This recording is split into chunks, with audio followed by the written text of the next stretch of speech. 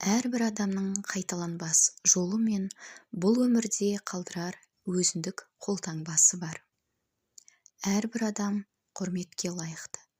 Алайда бәрібір өміріңдегі ең жақын дара адам ол өзің. Себебі сен бұл өмірге өзің жалғыз келіп, жалғыз кетесің.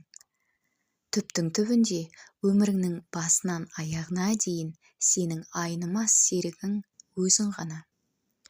Сондықтан ең алдымен өзіңді сыйлауды үйрен, өзіңді түсінуді үйрен, өзіңді қолдауды үйрен, өзіңді демеуді үйрен, өзіңді сүюді үйрен, өзіңді кешіре біл де өзіңнен ешқашан бас тартпа.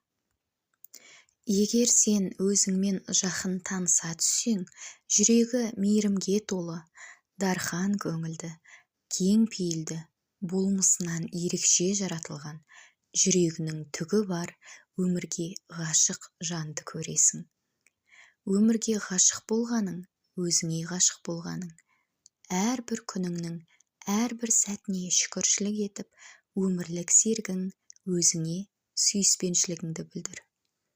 Сен ешкімге ұқсамайтын қайталанбас жансың.